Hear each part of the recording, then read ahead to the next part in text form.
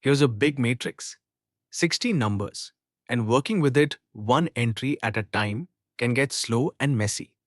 But watch what happens if we stop seeing individual numbers, draw one line down the middle and one line across the middle.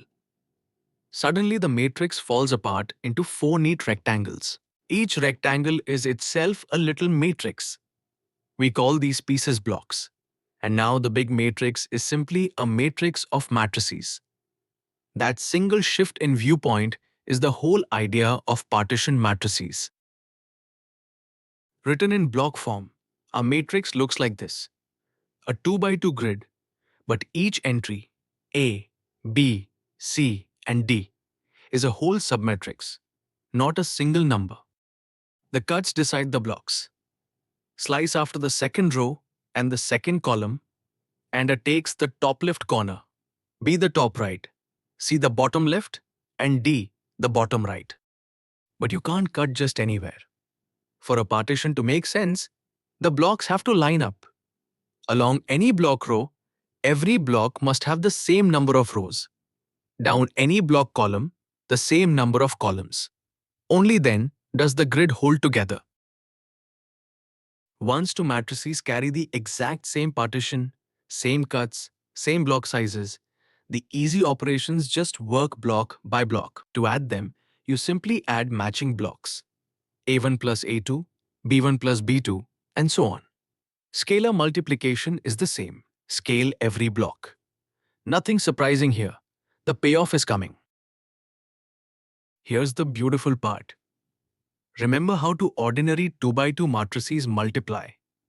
Each output entry is a row of the first, dotted with a column of the second.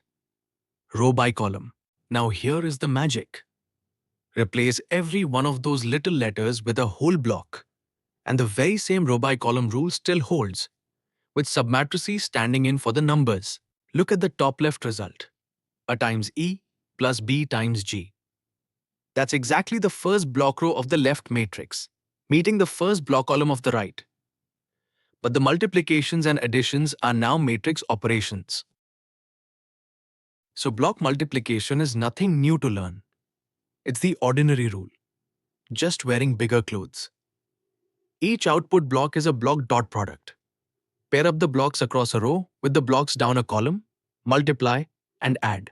Two cautions ride along. First, order matters. It's a times E, never E times A, because matrices generally don't commute, and EA might not even be defined. Second, the block sizes must fit. The columns of A must match the rows of E for AE to make sense, and likewise all the way through. Let's do a real one. Two 4 by 4 matrices M and N, each sliced into 4 2 by 2 blocks. Instead of grinding through 16 dot products, we'll let the blocks do the work. Name the 8 blocks. From M, A, B, C, D. Notice E and F both happen to be the identity, and C equals D. Those little coincidences will make the arithmetic fly. The block product follows our rule exactly. 4 output blocks, each a little sum of block products. Let's fill them in, one corner at a time. Top left corner, AA plus BG. Since E is the identity, AE is just A itself, B times G. 3/4 times 2 over 0 0. The second column of G is zeros. So each entry doubles the first column of B, giving 6, 6, 14, 14. Add them, block to block. 7, 8, 19, 20. Top right, AF plus BH. F is also the identity, so AF is again A, B times H. Now the first column of H is 0, so each entry doubles the second column of B, 8, 8, 16, 16. Summing gives 9, 10, 21, 22. Bottom left, CE plus DG.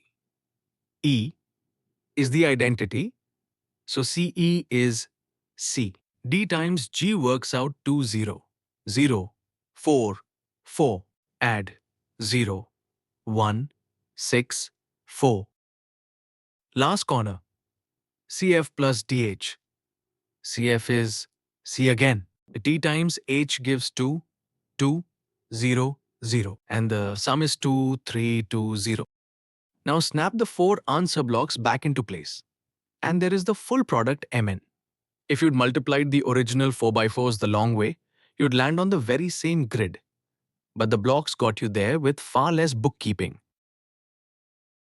Some partitions are especially friendly. When a whole block is nothing but zeros, we get structure. A zero block in the corner gives a block triangular matrix, upper or lower. Zeros in both off-diagonal corners give a block diagonal matrix. And do be careful. That 0 is a zero block, an entire submatrix of zeros, not the single number knot.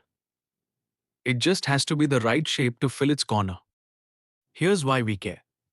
For a block triangular matrix, the determinant is just the product of the diagonal block's determinants, det A times det D.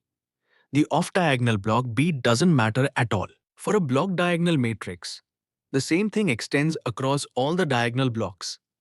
Multiply their determinants together, and inverting a block diagonal matrix collapses to inverting each diagonal block on its own. A giant problem becomes several small ones. That is the real price of spotting block structure. Let's cash that in. This 3x3 matrix has a 2x2 block in the top left and a single number, 5, sitting alone in the bottom right, with zeros filling the rest. That's block diagonal.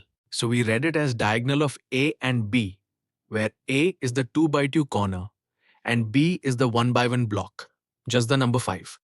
The determinant is a one-liner now. Det of A is 1 times 4 minus 2 times 3, that's minus 2. Det of B is simply 5. Multiply them, and the determinant of the whole matrix is minus 2 times 5, minus 10. Expanding along that last column the classic way gives exactly the same answer. Now the inverse, block by block.